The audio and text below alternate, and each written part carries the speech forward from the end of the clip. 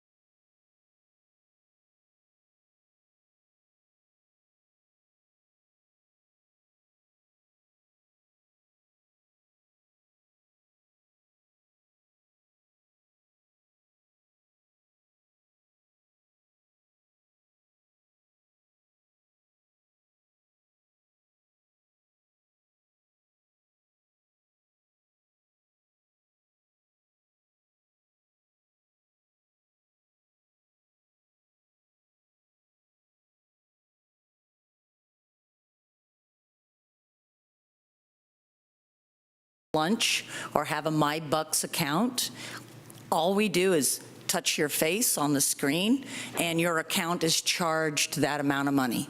If you're a free and reduced student, we do the same process. Nobody knows whether you're free and reduced or whether you're paying for the money because you have an account.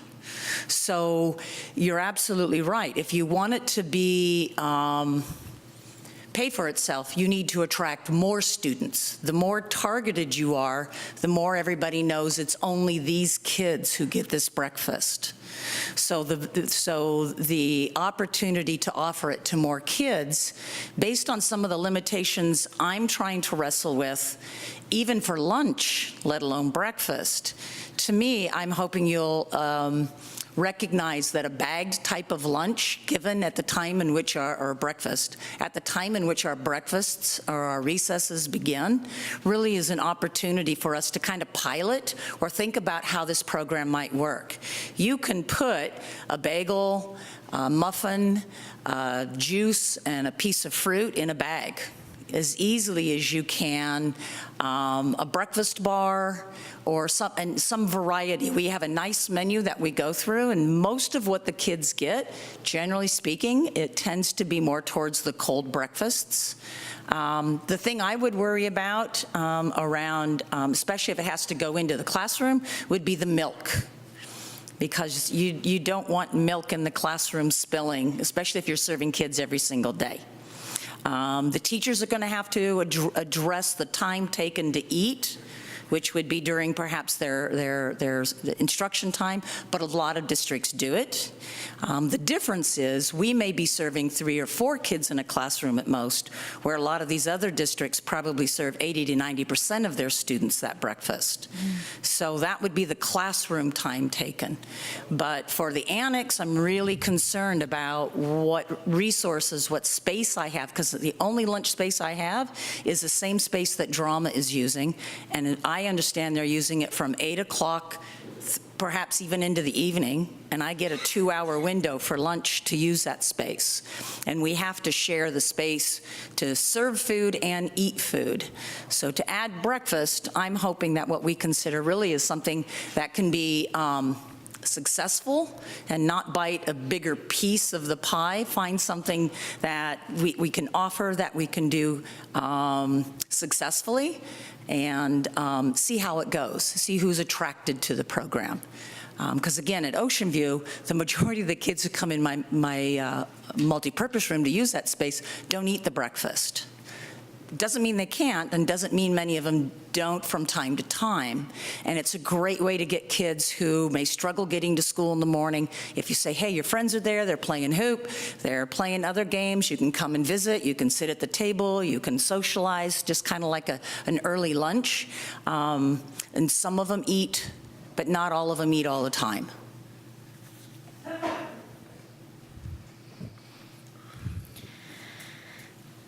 Yeah, I had a question. I don't know if it would be for Jackie or for food service, but in general, do we run a deficit or do we have a reserve in the food service fund? Oh. Sure, you can go ahead for the current years. Right. For the current year, we are not on a deficit. And I remember from some presentations in the past that we had a nice amount of money actually in there. I'm sorry for not asking earlier. You know, it just kind of dawned on me when this discussion came up that I kind of remember we had a pretty healthy reserve in there. Because I think I had asked, can we use some of that money for some of our other general fund stuff? And I was told, no, it's separate. So if we have a big cushion of money in there to give it a roll for a couple of years to see how it goes, if we take a hit, based on a lot of the responses from the survey, especially when Val had mentioned before, if you look at the percentage of people who said they would use it, and then the second question was, well, I'm not going to use it, but I think people should have it. It flipped. So if we're talking whatever the numbers are, let's say 16, 20, 30, and if we have a couple, I don't know, I thought it was a huge number, like $100,000. I mean, it's kind of relevant if we're talking about it's separate. I think, well, if she's able to look this up, I think the idea of a pilot is a good idea, so that at the end of the year, you can look and see how much money was spent. I think the question is, do you want to pilot a cold breakfast versus piloting a hot breakfast? Because the pricing would be different, correct? Slightly. So it might be worth considering doing a pilot of a cold breakfast for this first year, or even at the semester mark. You don't necessarily have to work for a year. You can look at it by the first semester usage of it and see if there is deficit spending and there is a bit of a reserve, you're at least responsibly digging into that reserve as opposed to maybe a hot lunch. So, To just follow up on that, a lot of the, not the yes, no, but the comments were like, rightfully so, they were concerned that if we ran a deficit, that it was going to have to come out of the general fund to cover the cost. But if we do have a nice cushion in there to do what people are, we sent out a survey and people were saying, Can I add something to that? sure. Breakfast is not the only cost to consider because there are, labor costs that are going up, and there's also, I'm thinking a lot about the lunch program that's happening at the AMS Annex with no kitchen and how we're going to do that. And so I'm just considering that there's going to be costs involved in that. So whatever money we do have in reserves, it's not just sitting there, that can be all spent on breakfast. All right, well, I don't know if we're voting tonight or what, but I would like to get that information on how much money.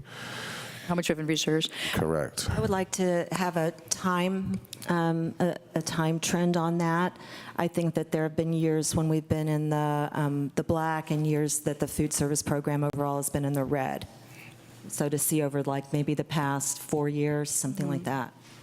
Thank you, because I remember Clell was in here, and at one point he was talking when he came in, we were way in the hole, and then he took it way up, and we had all this reserve, and then we came down a little bit, but we still had a lot of money. So if we could find that, that would be very helpful for me. And think like she's you- saying, just, to see. Yeah, I think giving you the Over X amount of information, we can do that. I would not recommend that this board necessarily wait for that information. I think my recommendation would be is if we want to move forward with the breakfast program, that we do this as a pilot. We started off with the cold breakfast, look at it at the semester mark. You can do it in January. Take a look at your financials. By then, your first interim is done, and you'll have more idea of what your reserves are currently at that time and to see if the program works. You can always make adjustments after the pilot and say maybe for the 2021 year, if you want to move to a hot breakfast program, you could do that. So, and I'm hearing again, everybody wants to have a breakfast program. My suggestion would be that we pilot it. I like that suggestion. The only thing is I would reverse it to where pilot it as the hot breakfast, and then based on how it goes, based on the feedback, then adjust it to because you said there's a slight difference as far as cost versus one or the other. The hot breakfast is what they currently do at Ocean View. Combination, yes.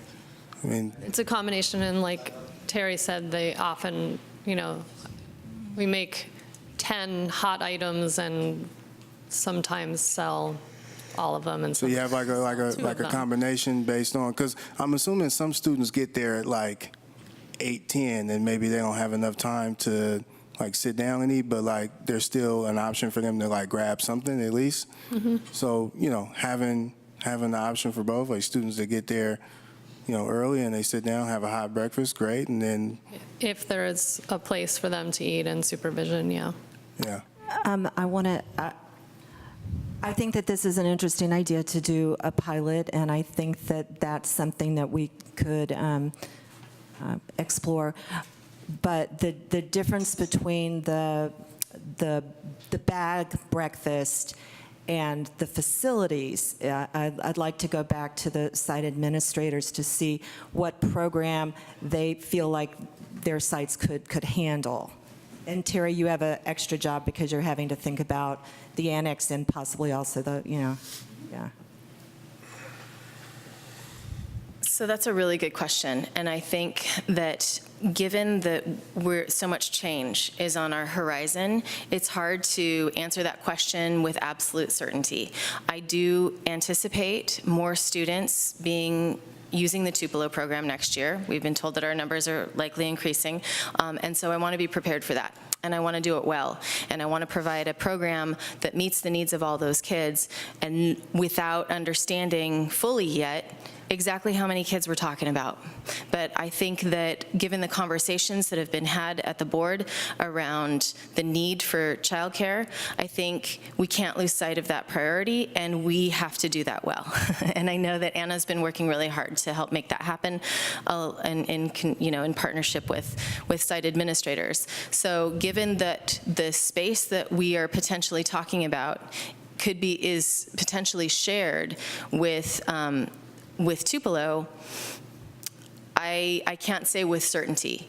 If the numbers are as small as, 15, if we're taking Ocean View's numbers as a guide, if we're taking the possibility of 15 kids, I could put 15 kids to keep, and to keep staffing and supervision clear too, right? There's issues that arise when students are being supervised by different people, right? It even happens with families at the park. Who's watching these kids? I thought you were watching these kids. It's important to be clear to staff and to students about who's supervising them. So that's an additional cost, an additional piece, which means somehow separating that out. On rainy days, I am concerned. That's a lot of kids in the multipurpose room at one time. And we've been having a lot of those lately. Like I said, I feel like this is a question of priorities at which you get to define, you get to help us clarify in the way that you vote. And I feel like, but I wouldn't be honest if I didn't say that I wasn't a little bit nervous and might need some support to help make sure that not only Tupelo is run well within the space allocated, given our change on the horizon, but also a breakfast program. I feel like, that's when we're dealing with kids, we have an obligation to make sure that what we do well, right? This is, and I appreciate the idea of a pilot, and understanding that if space is an issue, if I'm not sure what the issues would be with the custodians union in terms of adding that to their duties. Again, if it's only 15 kids, we can probably make that happen. But beyond that, it's hard to tell. And I want to be cognizant of the fact that our colleague Heather Duncan is not here tonight too. And I know that there are space considerations at Cornell. She's been reaching out, she's been working, I believe, with the YMCA about the possibilities of them using her multipurpose room next year. I so don't know the details and can't speak to that, but there's space considerations there as well. So From your answer, you didn't differentiate. So between the hot breakfast and the bag breakfast. So I'm taking what you said to mean that either that doesn't make any difference to you. You still see the same problems. No, well, yes and no. The supervision piece is definitely, we need to be aware of that because little kids need help with lunch and little kids need help cleaning up for sure. But if the bag lunch, if we didn't need to use the kitchen, if the bag breakfast was not needing the use of the kitchen, then we could put them all in the hallway. That is a possibility. It's not ideal that it's a chamber that echoes. It's not ideal, but if you're asking how to make that happen, that's what that would work. That's what that would look like. So with the annex, the real challenge is that the only space we have to serve food will be the drama room at the same time. So I don't have access to the annex during that time of the morning, at least the way I understand the scheduling at the time. So everything will be done outdoors. So given that we already don't know how hot lunch is going to be served, we don't have a facility for food, we're going to have to truck it over and put warmers and share the dressing space within the drama room for it. It's just the logistics. It's hard to work out the logistics in a space I haven't worked in yet, but I go back to piloting what you know you can do successfully and then build on that. My fear is starting with something hot at the annex when I'm not familiar with the space and what little space we do have available, until I know how lunch is going to be served and whether the lunch is brought in something hot and then taken away because we don't have any space to store the heating units, which we haven't worked that out yet. I would recommend a cold breakfast.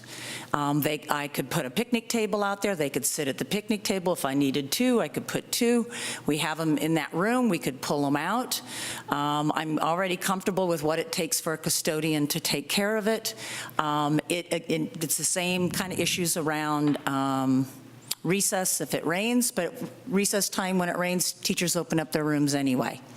So we would just need to make sure that what we can take into the classroom can be cleaned easily. So that's why I kind of lean towards the cold breakfast. The high school is a different challenge because you're going to have high school kids and third, fourth, and fifth grade eating in all likelihood out of the same facility, the same lunch space. So it's just going to require supervision. My supervision in the morning is not paid supervision, it's teachers. And the play space at the high school is at Memorial Park, which is almost a full block away. So eating and then recessing, and teachers supervise the recess only. And there is no fences, and it is not private. We cannot kick the public off it. So we will be watching the public mingle with our students in the morning. So I will have two spaces to consider, plus the walking space. The space in which students in the morning eat, the distance in which they walk to the play space, and then the supervision while we're out there.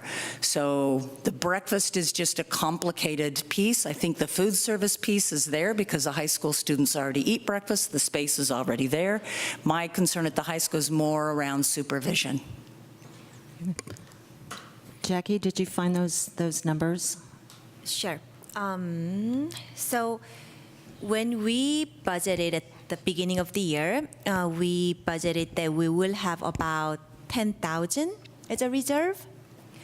However, at the second interim report, we are showing about 50,000, so it's about 40,000 up. And I will have to say the main reason is the salary differential of the previous chef and the current chef. So now I'm showing about 48,000. Reserve. Mm-hmm. Thank you very much. For quick comment, the picnic, the setting up the tables, I think is a really awesome idea. You could also just put those trays with the warmers, throw the candle under it, hot breakfast on those same tables. The trays, I believe they sell at the dollar store, and I have like a lifetime supply of those candles that I could donate.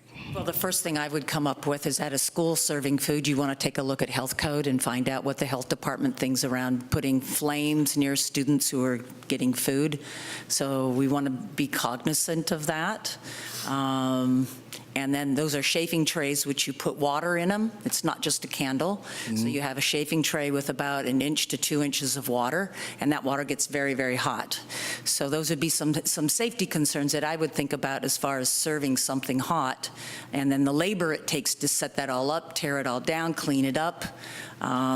You're kind of adding some extra dimensions that could add complications to it. I have a question about the labor aspect that you're talking about right now. And this is a very creative and possibly impossible idea, but I know that students at the high school, and I think even at the middle school, but I see this as being more feasible at the high school. I know that students at the high school have service periods, and I'm wondering if there's any no, okay, cool. That was it. Go on. You had thought that, okay, yeah. Good. Yeah, and the board questions that were sent and the responses that came back today, I just want to make sure I'm understanding it. I don't know if that's possible to put up, Julie. I don't have it on the. It was a question. They're talking about Tupelo breakfast, and then if it was going to be at the other places, it says ACC, Cornell, and then it says menu. All whole grain and all served with fruit and milk. Sorry, that menu and there is not the correct menu. I apologize for that. Oh, Yeah. so where it says French toast and That's not currently what the Tupelo program is getting. Is that what the current hot breakfast menu is? Those are the pancakes and the French toast? French toast. Yes, we do serve that at Ocean View. It's part of the hot, Yes. okay, thank you. Given the concerns that you mentioned that at the annex in particular, and given what you had said, Superintendent, about a pilot program, could you start on the easier part, which is with like a bag breakfast, and then start trying out after a month when you see what the issues are, then having the cold breakfast, and then ideally move to a hot breakfast later on after you're comfortable, well, yeah, with the site, et cetera? Is that a possibility? Sure. I'm willing to look at it. So I'd like to add to that. So I think on the food service side, probably within a month, she could logistically make it work. I want us to be mindful that we will be transitioning kids to the annex. There's a lot that's going to happen in that transition. So a month, I'm looking at my two principals and I just saw like, they start to shake a little bit, which is why I said at the semester, because then you're going to get, I think, a truer picture. If you do 3 or 4 months, it gets September, October, November. You still got kids coming in and out in September, lots going on. If you could do this even like say into December, then I think you're going to get a much more true picture of some of the quirks that they can work out. Maybe they've already worked out. A month in, they might say, well, we have these issues, but they may not have been able to work it out themselves. So I'd say I like the idea of a pilot. I just think give it a little bit more time than a month. I'd like to propose a motion that we pilot a cold bag lunch program at the Annex, at Marin, and at Cornell for next fall. I disagree with that motion. Well, let's wait and see if there's a second, then we'll vote on it, and you can Well, he can do propose your own motion. Yeah, he can propose his own Yeah. motion, yes. I second. Can we have a roll call? I would like to talk about it first. Oh, We have a okay, yeah, discussion, we please? discuss. Can it be broader, your motion, in the sense that it's not definitively this or that, it's once again for several months, whatever time? I mean, I think the principals can make that kind of determination as they go. As long as we keep it open and not define it so rigidly, then they, as time goes on, can see, are they ready to do another step? You know, start off with bag maybe because that's the easiest, and then they can see if it takes them 2 months or 1 month, because who knows? We don't really know all the different elements of it, and just let it play out and not define our proposal at this moment as to it's going to be this way or this way, and just keep it open for them, for the staff to make those determinations. I'm fine leaving it up to their discretion. Okay, go ahead. Maybe they can, wouldn't you want a clear proposal about what you're being asked? Or do you want the leeway? I would like to hear, because I'm thinking of, I would want to know exactly what the charge was. This is what we're doing. So I just want to make sure I understand the potential proposal. So rather than proposing that we start a pilot and having it run for the first semester, having it, or December, or whatever timeline you identified, Val, have the timeline be flexible to site administrators? Is that what you're proposing? The hot or cold. Have the options of the food. Oh, I So that see. you start off, the food it would all start in the fall. And that, but it would be open to you to determine, it seems that a bag breakfast would probably be the easiest for you, given all the different It components. sure you talked would. about. We're not supposed to do what's easy. We're supposed to do what is best for the kids and what's right. We're not supposed to just do let's what's not Like interrupt. cereal and milk. Kids like the food that they would provide, a cold breakfast.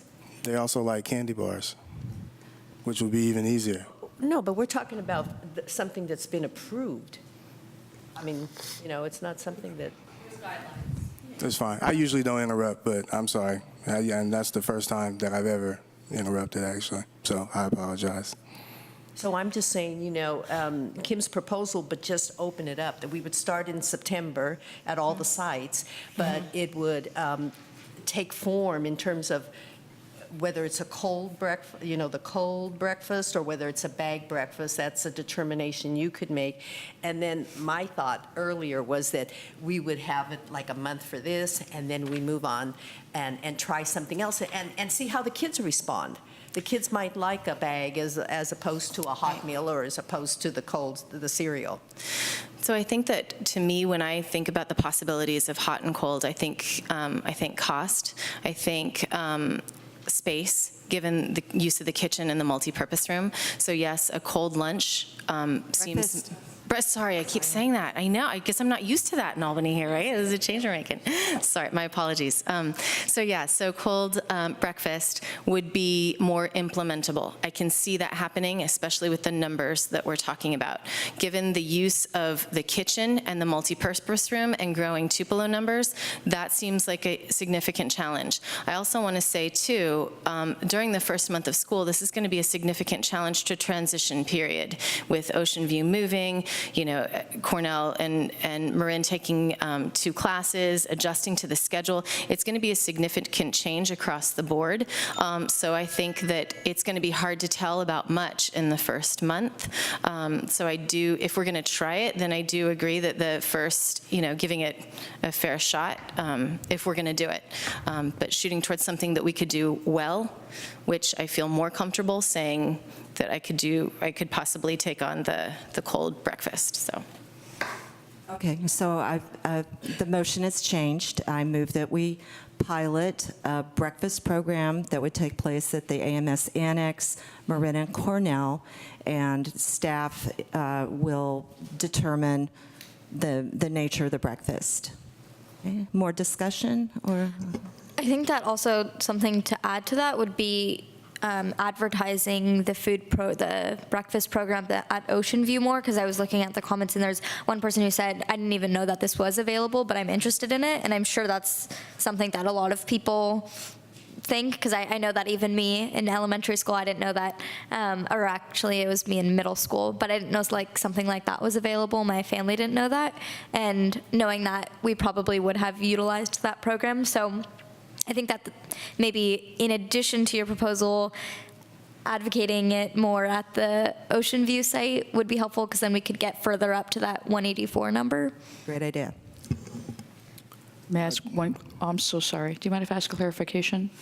Sure, sorry, go Thanks. ahead. Okay, I wanted to just ask, because your motion was to let staff determine which program. I would like to add that whatever the program is decided, that it is the same across all 3 sites, and not one site says, I'll do hot, one says, I'll do cold, because then you are going to have an equity issue, that whatever the decision, it is the same program, yes? That's just a different way of,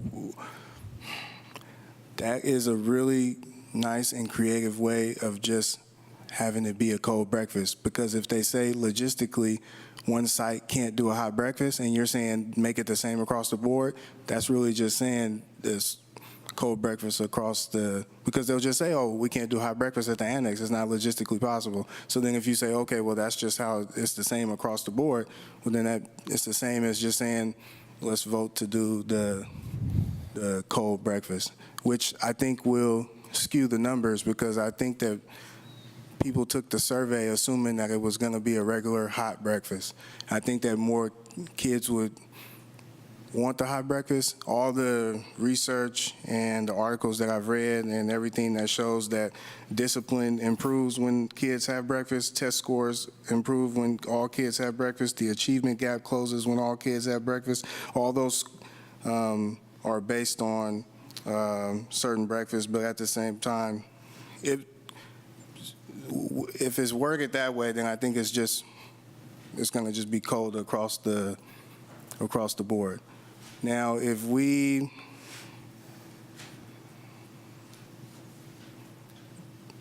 had it to where it's one way, and then if it just really doesn't work, then it just really physically doesn't work.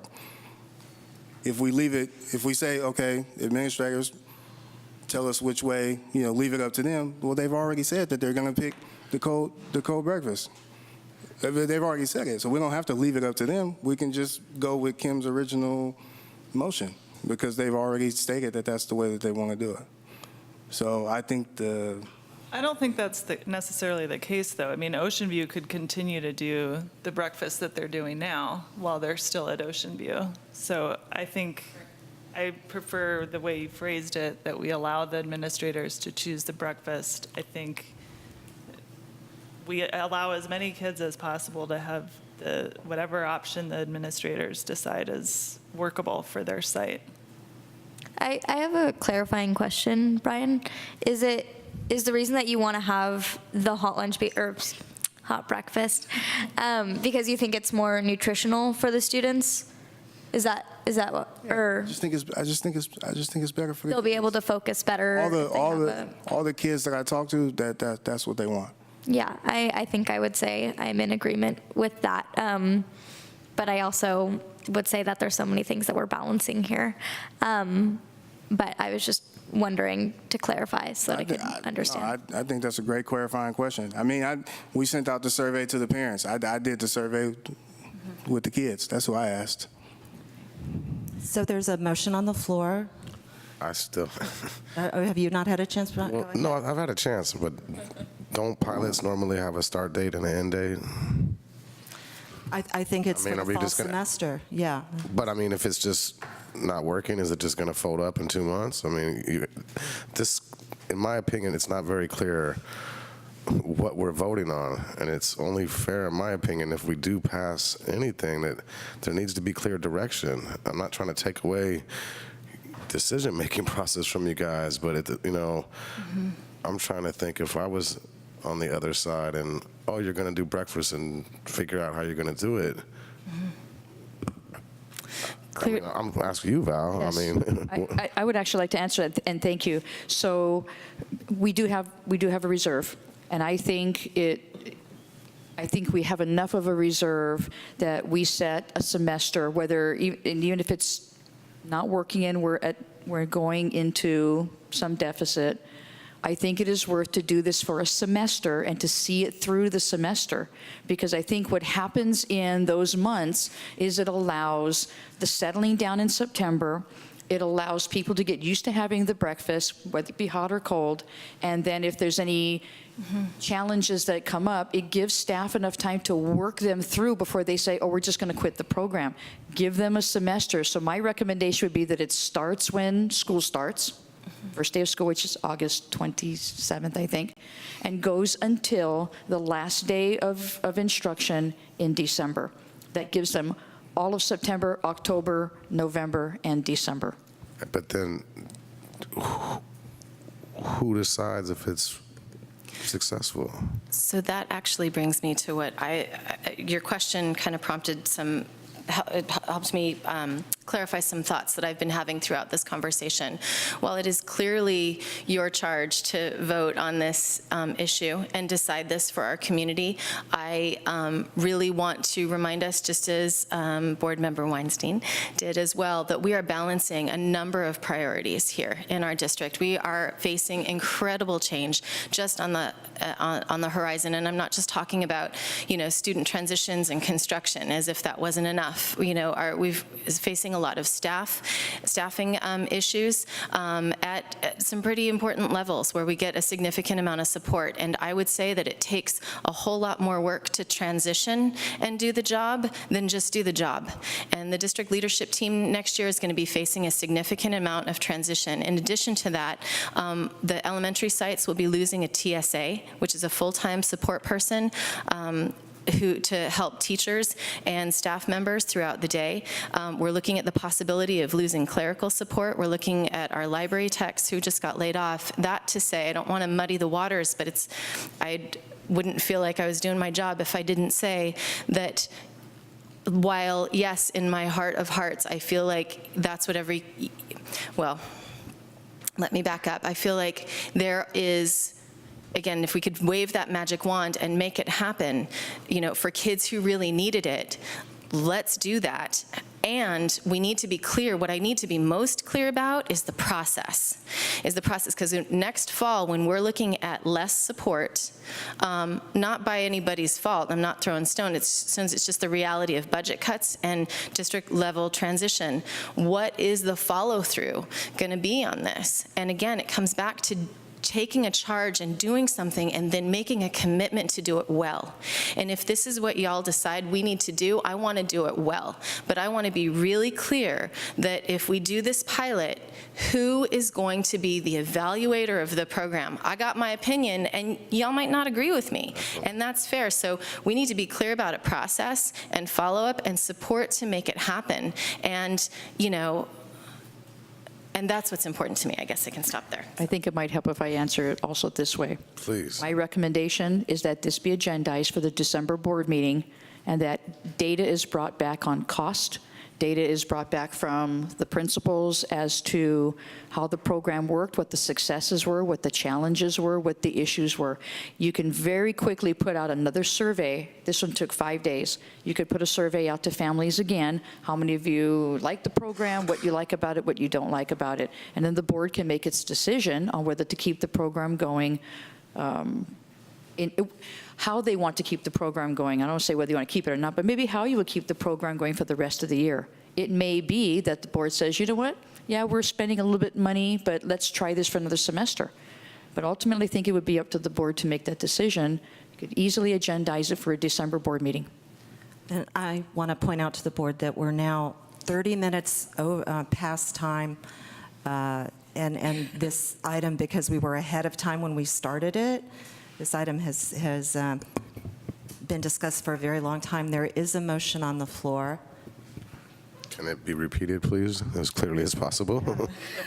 Briefly, that we pilot a breakfast program at the AMS Annex, Marin, and Cornell that will run for the fall semester with evaluation on participation, logistics, and financial outcomes at the December board meeting.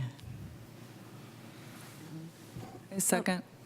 Just to be clear, if we just offered it at the annex, that means not all of the students going to Ocean View would get it. In the fall, the Ocean View students will be at the, But not. It would continue at Ocean View anyway. yes. Okay, so They're not not just moving to the high school until the spring, but we should maybe not just clarify in the motion that we're keeping the program at Ocean View. Yeah. Yes. Okay. Yes, yeah, so I wasn't speaking to the Okay. The Ocean View program will be maintained as is. Okay, I heard a second. Well, who was the second? Me. Thank you. Yes.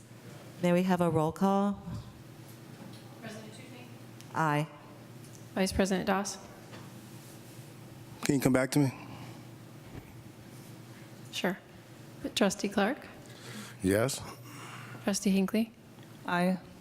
Trustee Duran? Yes. Student Board Member Weinstein? Aye. Student Board Member Mala? Aye. Vice President Doss? Aye. Okay. I'm sorry, and I know we're taking time, but before my staff leaves, I do have a comment, if I may. Vice President Doss, with all respect, you made a comment earlier that said that you felt that the numbers were skewed to influence votes. I want to assure you that I gave very specific direction to my staff to give me just the facts and or accurate numbers. I do not believe that Ms. Feinberg skewed any numbers. I don't believe that my staff skewed any numbers. I gave them very specific and pointed direction in our meetings to please make sure that they gave me the facts. And I wanted you to hear that from me, because I don't think that it was fair to Ms. Feinberg. Okay. Thank you. Thank you. That moves us to Business Services, item B, contract with Bowen Electric for Albany High School fire alarm repairs. I'm going to turn this over to Jackie Kim. Thank you. This item is to approve the contract with Bowen Electric to install component to the existing high school fire alarm system to create temporary solution in order to address the several deficiencies identified by the Albany Fire Department during the inspection on April 9th, 2019. And they give us about 45 days, so we are in time constraint, and it's going to be about 55,000.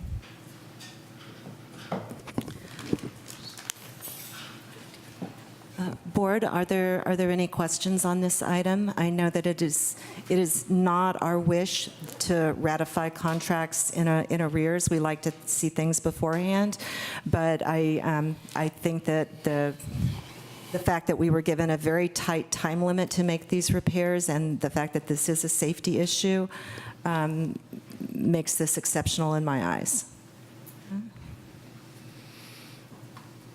I move, is that appropriate now? I move that we approve the contract with Bowen Electric to install the temporary solution for the high school and to get the fire alarm system. I second. All in favor? We're having, this also says, on the agenda, it's under review and action, but it, Oh, It should be a review and action item. right. And President Trutain, I really want to thank Chief Lance Calkins from the Albany Fire Department, who's been working with us and has been very, very flexible with him and his staff to supporting us. Thank you. I also think that we might need to thank the quick repair that was done in for the intercom system in the little theater, so that we have more safety there. Yes, and that is Dax working with the person who did that. So that, yes, thank you to everybody on that one. That was good news. Okay, and that brings us to piggyback contract with Southwest School and Office Supply for 21st century furniture for the AMS Annex. I'll turn this over to Jackie Kim. Thank you. And I'm sorry for the typo. This is also review and action item. Right.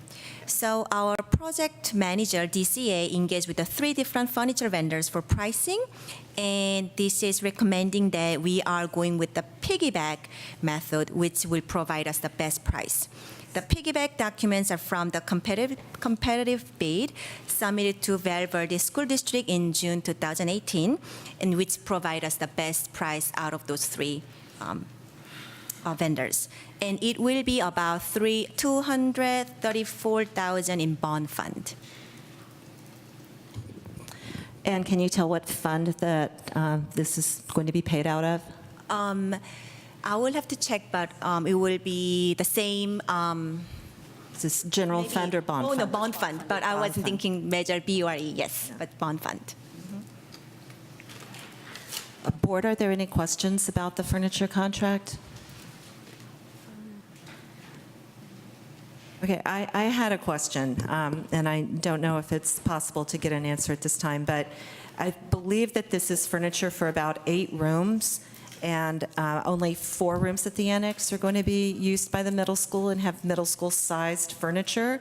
So I think that if we buy for 8 rooms, that means that they're going to empty out 8 rooms worth of furniture at the middle school main building and use this new furniture. Now that's going to be a benefit to the students, which is great. But when 4 years down the road, when they have the use of the full annex, I'm not sure what's going to happen then. More furniture is going to need to be purchased at that point. And I don't think at that point that there's going to be any bond funds left. So when they move this furniture into the main building of the AMS Annex and displace 4 rooms full of furniture, I just want the board to be aware that means that there's going to be a furniture order coming that we don't have a source for down the road. Is that? You are correct. I was able to get an answer. So when you order the whole furniture package, the 4 classrooms that will be the classrooms that are going to be used by the elementary school, that furniture is going to have to go somewhere. So Deborah Brill is going to put the rest of that furniture into current AMS main building classrooms. The furniture that they have in their school, there is at least 4 classrooms of furniture that could be declared obsolete. They're furniture that was used when Ocean View was the middle school. So we would have to, as a board, go through the process of obsolete furniture, and there is a process by Ed Code as well as board policy to follow. So when all the schools are built and the annex is turned back to AMS, there would either need to put that furniture back in and buy more furniture for those rooms, or keep the furniture where it is, and then, of course, to buy. Either way, you're going to buy about 4 classrooms worth of furniture. And at that point, yes, that is going to be an additional cost. And I do not think it's going to be bond funded, but I really want us to be sure about that. Okay? So in 4 years, there'll be maybe an additional cost of the $234,000, another for another 4 classrooms. For another 4 classrooms. It would be half of that. It'd be half. Oh, okay, it'd be half of that. And then my other question was really quick to Ms. Kim, the piggyback method. Do you have any idea how much money that saves us to go through that process? Is that too hard to estimate? I reviewed, but I don't remember on top of my head. But I can provide it to you on Friday. Okay, that's memo. fine. Thank you. Do we have a motion? I move to approve the piggyback contract. Second. Et cetera. Nope. I just said et cetera. I'm not reading the rest of the. Second, okay. All in favor? Aye.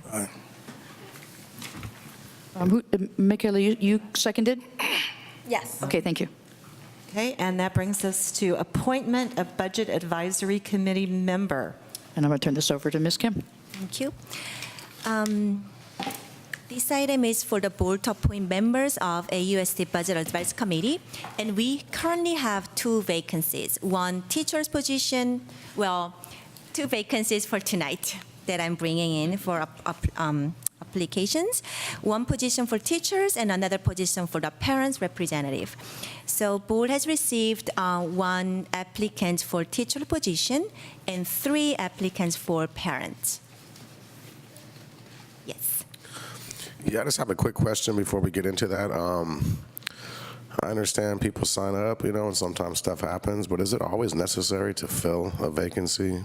I'm just wondering, we set a certain number, and sometimes we try to cap that because we don't want to go above, but then what if is it always best practice? Or it just, now we're asking people again to step up. And one of these guys, if I remember correctly, he applied the first time and he didn't get it. And then now it's great that they're offering their service, but. So the way that the board, and we can double check this, but I believe that the way the board set it up was the board determined the positions, not the people, the positions that need to be filled. So whenever there's a vacancy, it is incumbent upon staff to do its due diligence to try to fill those positions. Was that your question? Yeah, it's kind of just mincing word, but need those positions or would like to, you know what I'm saying? When we say we want an ATA, we want to, is it required or is it, that's what we would like? I don't think it's required that you have to have specific positions. It's the positions the board decided upon. There's nothing that says that down the road the board can look at the configuration of the Budget Advisory Committee and make some changes if it wants to. For example, let's just say there's one position from a stakeholder group that you just could not fill through the entire year. The board could go back and say, we're going to take that position off and open up another position from another stakeholder group. Thank you.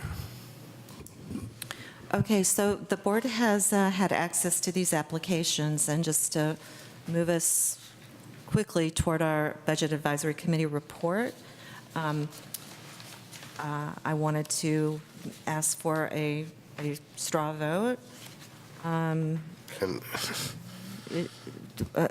Board Member Clark, can you propose a way to vote on these 3? Thank you. If we could write a name down and hand it to Julie and have her read out the name, and not secret so it knows who it's from, but this is who Jacob voted for, this is whoever voted for, because I think that's the cleanest way to. I would be happy to do that. If anybody else has any alternate way to do it, or if they have any objections to it, I I'm was fine. just wondering if, since we are missing a teacher position, there is one gentleman here who is a teacher, if we could easily we can move him into that position, and that then leaves us with just 3. So when we make the motion to appoint them, I was assuming that Mr. Rigney would be our teacher Okay. elect. Yeah, Yeah. sounds good. Okay. Wait, hang on, I'm making, She's making us. doing the real fancy paper here. Okay, Yeah, because that's your. just take one, pass it down. There we go.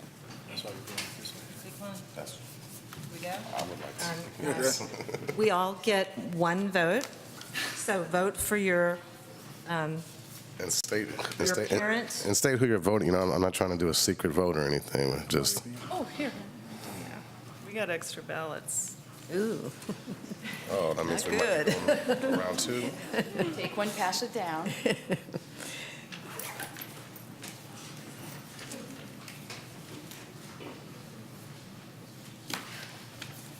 Thank you.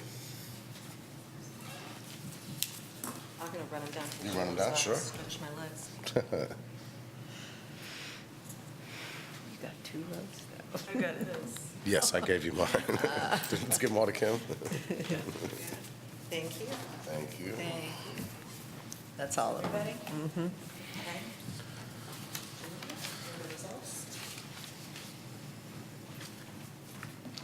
So just to clarify, these are for the parent representative position? Yes. Thank you.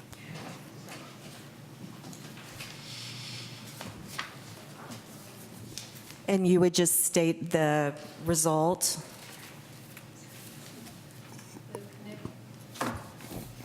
I have one for Luke Nickerman.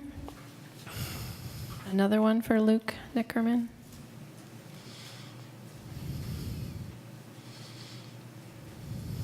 One for Drew DeFavor, if I'm saying that name right.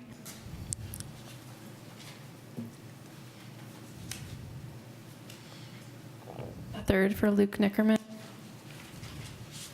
And a fourth for Luke Nickerman. And some of the votes did not have names from the board members on them, so did not have board member names. Were we supposed to put our names? No, that's fine. It was supposed to be just. I put my name on mine just for the Put my record. name on mine, too. I thought I specifically said it was supposed to be some kind of secret vote. But in this situation, it doesn't matter. But for future, if people agree that maybe this is the way we can, you know, we can discuss it later. But also, sometimes the order, sometimes we come this way, sometimes we come that way. And it just seems like No, I like this method. I like it as well. Yeah, this, I think, is very clean. Okay, so then we can make a motion that we're appointing Luke Nickerman as the new parent member to the Budget Advisory Committee and Mr. Christopher Rigney as the new teacher member. I second that. All in favor? Aye. Aye. Sorry, who made the motion? Kim. I did. Okay, thank you. Okay, super. You seconded it? Okay. I second it. And that moves us to a review and discussion, business services, the Budget Advisory Committee report. I'm sorry, you have number 4, L4, a Board of Education alternates for stakeholder panel for superintendent finalist interviews. Oh, I'm sorry, I did miss that, number 4. Okay, so I can introduce this item.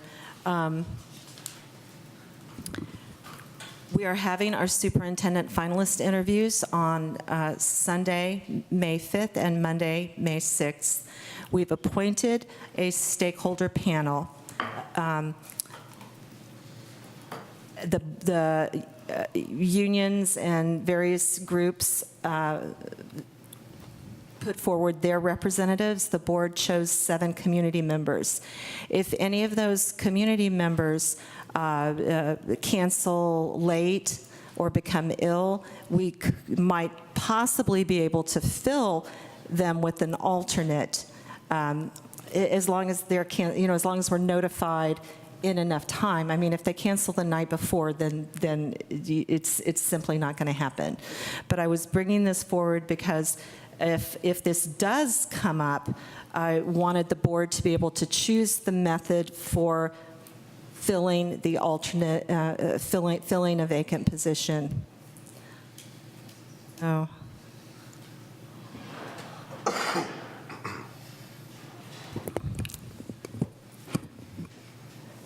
So does, actually, I would not like to be in that position myself. I'm supervising an all-day excursion for the AMS band to Great America on this Saturday, and so I will be out of the loop. So if the board does want to decide on, a way to fill alternates, I would love it if one of you would step up to coordinate with Julie to do that.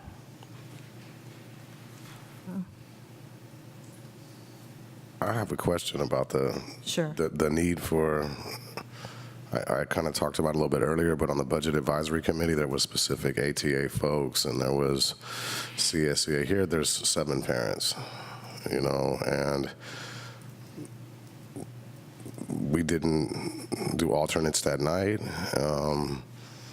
It is starting on Sunday. It seems awful late in the game to have alternates, and it's my understanding that some people were upset that they didn't get picked, and there's been some discussions that have happened about who might be the alternates before we even talked about it tonight. So I have a real concern about the whole item itself. The board could determine that we won't fill a position at this point if it becomes available. I just want to make sure that the board's will is carried out.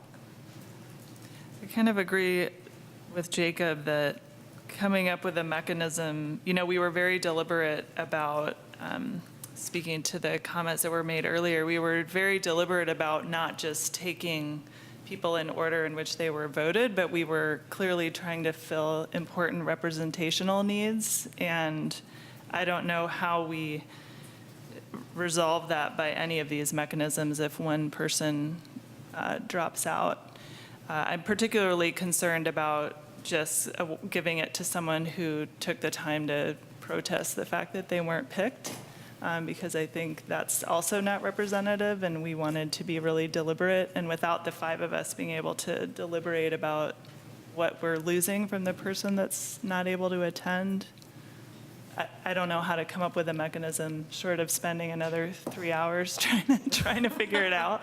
And it doesn't really seem worth it. I feel like 7 community members, 6 is a lot. 7's a lot. I don't know. Okay, I will say that I was kind of touched by the passion of the people who wrote. I thought, to me, it meant, they really, really care about that. They really care about their next superintendent. So I kind of saw it as a positive, but I also see these logistical issues and that it might just not be the most representative thing to do. So we've heard from 2 board members, Vice President Doss or Trustee Duran. Would either of you like to voice an opinion? I've spoken. I'm going to give you guys, I still have something else to say, but. I don't want to get in trouble again.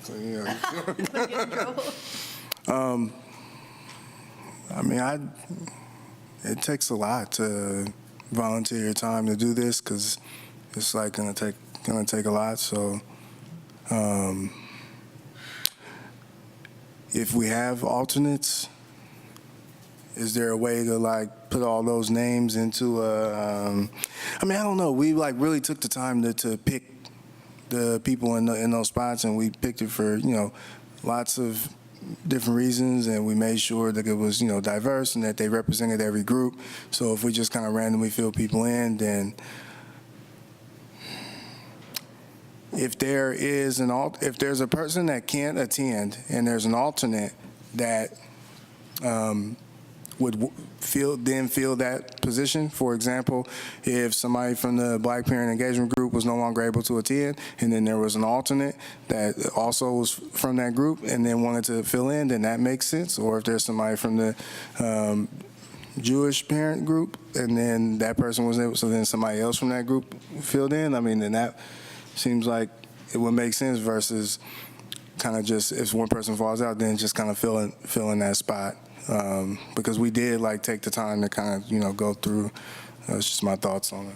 But they all had a combination of group affiliations that would make that hard. You'd have to be like a Black Parent Engagement Advisory Group member and a member of this PTA and on, this other, this thing as well, to be the same, to represent the same group. So I think that any alternate would probably have a different set of affiliations, maybe one in, yeah.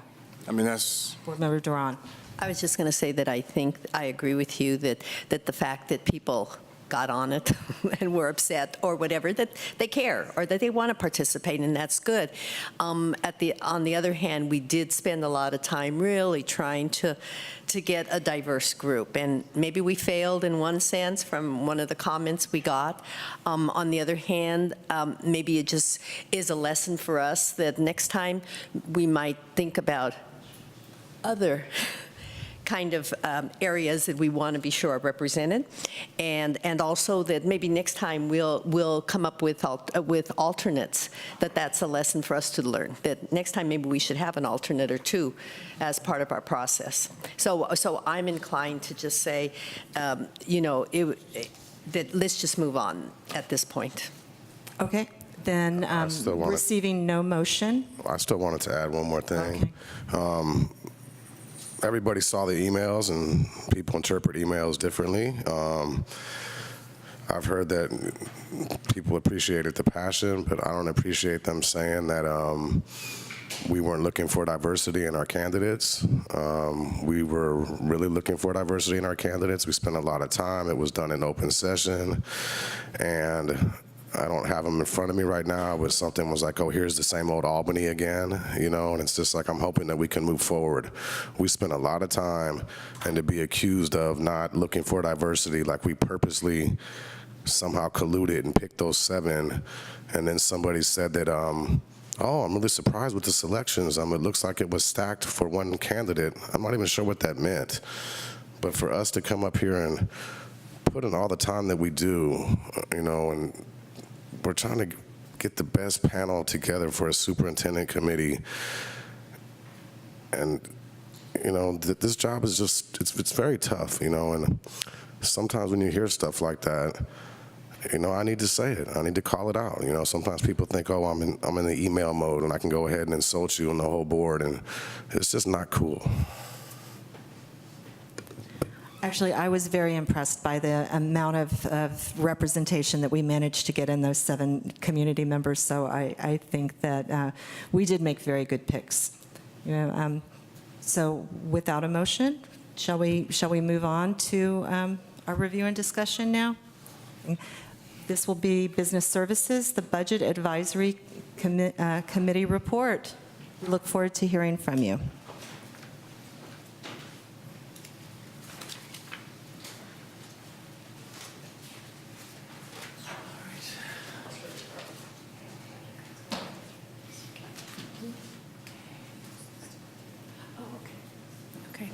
So I wanted to check first, would you like us to go through the report, or did you want to start with questions that you had? Have you reviewed it, and would you like to start with questions, or would you like us to walk you through the process a little bit? And I think describing the process, especially for those who weren't able to come to any of the meetings. Okay. The process, what you think the next steps are for you, and what you'd like from us in terms of a response to this. Okay, that sounds great. Do one of you want to start with background? I don't know. Sure. Yeah. Yeah, we can start with the background. This is on the first page of the report, I think 112 in the packet. So basically, for reasons detailed in a prior report, AUSD has a long-term structural deficit of roughly $4 million. The specific amount depends on the size of the reserve fund maintained, as well as other drivers that shift over time.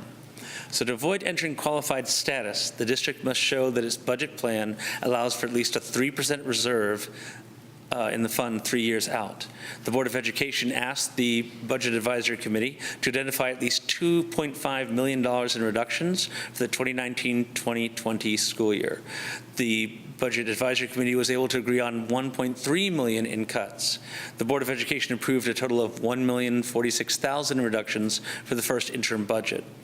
Several shifts in the budget outlook, including an upward adjustment to the state's planned cost of living adjustment funding and an assumption of flat rather than declining enrollment, reduced the remaining gap for 2019-20 to an estimate $400,000, subject to changes noted in the key points later in the report. So this first report focuses on addressing just that gap, the $400,000, but obviously long-term deficit will need to be addressed in subsequent reports and more meetings. All right. And so then we had some basic principles that we worked on. Yeah. Yeah, I think that. Yeah, I mean, I think to just to address sort of the questions you had at the very front end of this, like that's a perfect background. The purpose of this preliminary report really is to focus on 1920 school year, just because that's upon us now. And also, as it does say in this document, there were some things, just given the timing of when this group got together, that there were certain things that we couldn't do just based on, you know, some timing requirements that exist as part of district policy, you know, in terms of like layoff notifications and that kinds of things. So that, as you'll see in the report, is that when it's broken out, there are some things we couldn't do just because from a timing standpoint it was not possible. The other thing I would point out too is that in this, so the focus is on the coming school year. The focus also, for now, tends to be on budget cuts and where we can do budget cuts or the budgetary upside of interdistrict transfers. We have also been looking at and discussing fundraising possibilities, both from a way to leverage some of the fundraising bodies that exist in Albany, perhaps to increase the fundraising acumen that's going on there, is how I would put it, and also looking at additional corporate sponsorships as ways to kind of financially backstop. Those are things that couldn't be implemented for this coming school year, but given our longer term needs, there are things that we are looking at and that we hope will address a number of what might otherwise be budgetary shortfalls. So I guess the last piece would be, what are we looking for you guys? We want to kind of go through, I think, the table. There are 3 tables that were outlined, one of which being, you know, here's what we would recommend. Here are things that are possible but we don't recommend. And the third really being, here are some things that we looked at but are currently not possible for the 1920 school year. So we'd kind of love to get, given what Stephen said at the beginning here, given that we're looking at basically $400,000 that we need to come up with, quote unquote, to make the 1920 budget year whole, we'd love to get your thoughts and feedback on, I guess, the first table. Well, yeah, Go ahead. I do think it's important, though, we have raised some key points, and going into that, I think a few of them are really important to understand. One is that the 1920 deficit is likely to change from $400,000. That's what we had to work with. It was quite challenging, and actually it was an odd experience because we had to spend a disproportionate amount of our time kind of focusing on this specific amount of money, which we couldn't really approach philosophically because of all the constraints related to timing. But we're looking forward to doing that in the future. But the kinds of things that are likely to change this deficit for 1920 are enrollment levels. That's a huge one. If enrollment is higher than it is this year, that'll be a good thing. If it's at all lower, that deficit starts to open up. If there's a change in the state's planned COLA, that will also widen the deficit if it goes down, which is, I guess, what's been talked about. Obviously, if they raised it again, that would be good, but that doesn't seem likely at this point. And then the contract, that's the biggest driver. That's open right now, all the contracts. 85% of our budget is compensation.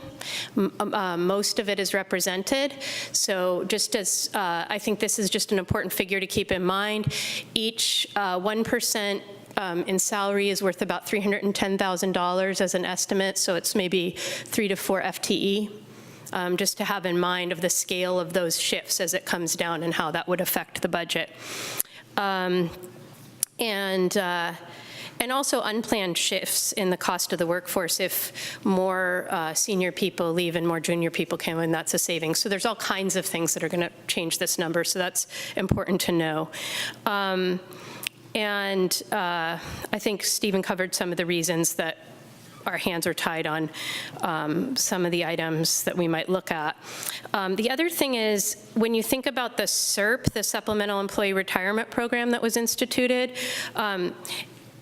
it's going to provide, that's already happened, it's going to provide $150,000 in savings at least. If it goes higher, when you looked at that, that means that we don't replace some of the positions that took the SERP at all. Most of those positions are concentrated in elementary teaching. So in general, when we do that, we're talking about class size. So we just because of where those vacancies happen. So that's just an important thing to know, that if we were to, because if we don't fill the position because we decide not to offer a section, that's actually a net loss, unless we also increase class size. That's the way that you would save money from that. And with a few other positions. Yeah, so those are just important things to know. Yeah. Yeah. So I guess any questions about any of that, or should we dive into the tables and kind of go over some of the recommendations and the pros and cons there? I say dive in. Dive in. Okay. So yeah, that first one we kind of started with already, which is the SERP. Okay. There it is, sorry. And that's not, I mean, we have it on here, our first one, recommendations, it includes things that are already happening to address the deficit, because this is money that wasn't in the $400,000, so it will reduce it. But it's already happened. So that's, and that's the baseline amount, as I said, from the savings. And when you saw the range, when this was presented earlier, as I said, that the higher amounts of money come from not filling the positions. And then the next big one was increasing AHS enrollment, which you've also received presentations on in the past. The range represents how many students we attract. So right now, last I heard there were 7 students on the waiting list. That would bring that to 70,000 if they all are admitted and come and aren't offset by any departures. So Yeah. no, that's exactly right. I mean, just one way to think about this, and prior discussions, you know, the goal was about 30. So if you really, I mean, this is a huge range here, right?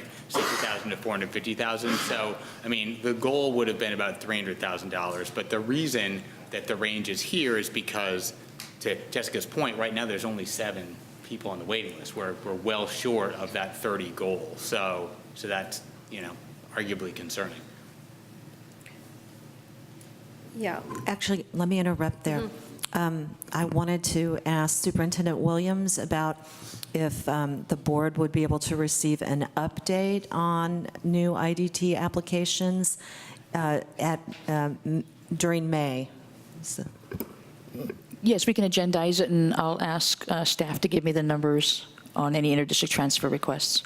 as far as you know, 7 is the current number, or I don't know the exact number if it's more than that. Okay, thank you. But we know for sure it's at least 7. So far. That figure is one that I heard, I think, last Thursday, so I don't know if it's current.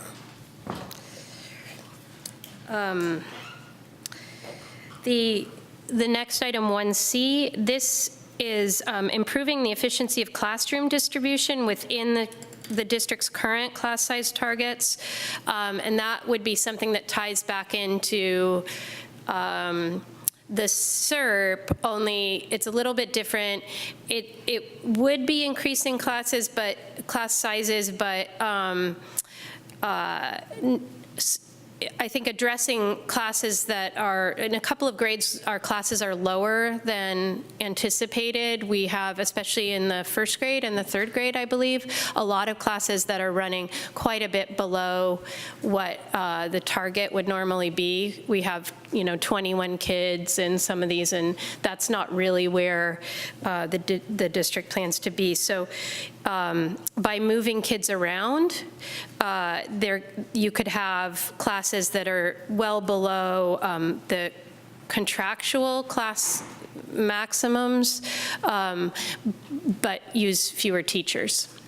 So that is what that's talking about. I believe the district staff is, and the principals are already talking about this. Can I answer? Mm-hmm. So there's a couple of different things there. It's actually a much larger situation than initially presented. I think that there's community schools. I mean, we're talking about how flexible can you be with students. So this is sort of a theoretical limit of like, if you could put any student anywhere to fill in where the district would like the target numbers to be, that's something that you need to consider. And I think Superintendent Williams-Val, you mentioned that the principals are already doing that. They take all those things into consideration when they are in fact trying to maximize their class sizes. Yes, there are several factors they need to look at. What the possibility of combination classes are. They need to look at siblings. They need to look at if students will have to move from one site to the other. However, with Ocean View moving to 2 sites, it loosens it up just a little bit.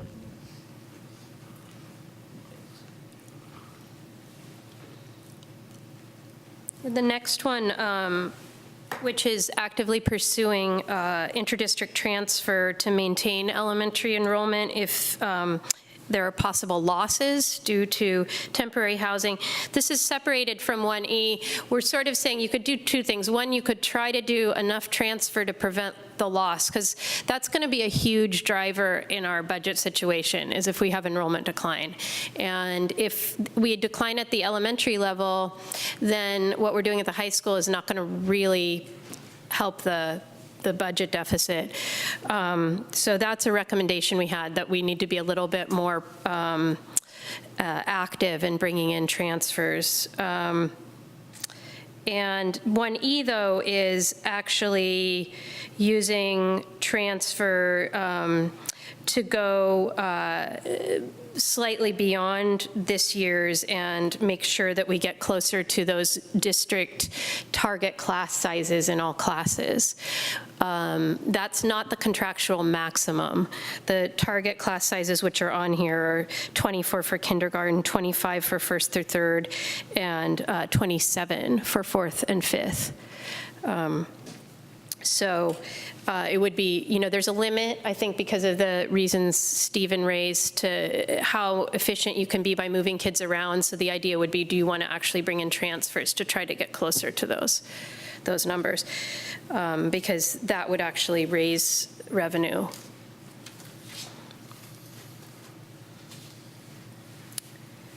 And now these are sort of smaller, specific things. One is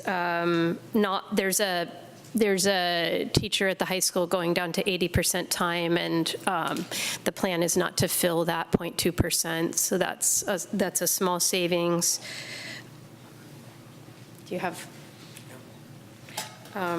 The next one, this is something that might come up that will affect the budget if the new superintendent comes in at a lower salary point.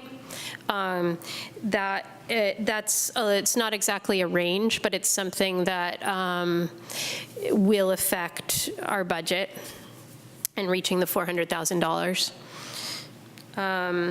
And this is another one that really has to go to staff. The recently vacated positions beyond the SERP, voluntarily vacated positions beyond the SERP, may contain some other opportunities for reduction. Most of those happened, or we found out about them too late to think about it, and we're not really in position to look at those specific jobs, but they may open up possibilities for some reduction. So our recommendation would simply be that be analyzed and look for if there's any further savings in those areas. And I believe district staff is still working on the materials and supplies to look for further. We weren't able to identify as a committee any further reductions while we were meeting, but obviously if there are others. And finally, this is one we hope is a long-term one, but could start for this year, which is working toward increasing the ADA percentage. An increase of 1% in the attendance is about $300,000. We're particularly interested in voluntary sort of people taking the couple extra days around spring break to get the good flight and that sort of absence. Because obviously if people are sick or have those kinds of needs, they need to be out of school. But we're hoping that parent awareness can be increased, but also incentives, including punitive incentives, negative incentives, could be used for particularly these kinds of the travel absences. Yeah, and that's probably a good place to pause. I would think that's kind of a lot to absorb maybe. So, and these are, of course, the ones we're recommending. I mean, from here, the list gets kind of bleaker. So, so let's stop and take any questions. I have a question. Let me move this. I feel like the materials and supplies we keep circling around, and we had a proposal from ATA around textbooks as well. It would be, I think we're at the point where we need a number here, and I think we need to ensure that the committee has the information that they need to figure out what that number is and explore some of the scenarios that have been proposed. So I'm not asking you for a number now. I'm just saying, in the process, to have an unknown amount in this potentially, very undefined range of options. I think we need to be able to narrow that down. So I think what happened was at the first interim or previous of this report, there was about 10% cut at the materials and supplies. And after that, we actually went over those items. And I also met with one of the ATA members. Mm-hmm. But I think we reduced a lot. So at this point, we were not able to identify any other areas. I think that's how. Yeah, I was going to briefly editorialize on that one, because if there's anything there, it's going to be a very modest number. Like, there's one of these line items which was about $16,000. I mean, the savings that are available in this materials area would be almost certainly less than that. So it's not. I mean, we could probably it would be great to get to a number, but it's not going to be a particularly helpful number. So did you talk about the textbook proposal? Because that was a very specific and very large number. I think the ATA's proposal was $280,000. I know it's right. Permanent savings, but did you talk about that? We did. I think you went back to ATA at one point. We were talking about M&S. Was it you or was it Chris? Maybe it was Chris. So we still don't have the quite number of just like reproducibles. Like what are the workbooks for certain things? So it would need those numbers, but it would also mean obviously going back to teachers and say, this is something, can you do without, and could we make that happen? I'd like to add to what you were saying about are there things that we in the future can do without. When you look at materials and supplies, at this point, if we were to cut more, we would be cutting into site budgets, and we've done a little bit of that already. However, I think that in ongoing efforts, while we may not be able to put a specific dollar amount, I think we need to look at where we are not going paperless. So at the district office, our HR department has done a lot of work to go paperless. Special ed department is harder because some of that is paper, but I think that it could bear more review to see what areas could go paperless so that we're reducing our paper. And it's not just paper we're saving, it's toner, it's all those components that, by the way, toner is very expensive. I realize that's way more expensive than paper. The other thing that might be helpful is if maybe the BAC may want to invite Marie Williams to come and talk about the textbooks and consumables, because I believe that some of the consumables we already have cut. I'm not 100% sure. Oh, she's nodding yes. So it might be helpful to invite her to come to a BAC meeting so she can explain to you what a textbook adoption is, what can be, what can't be, what can we do with, what can we do without.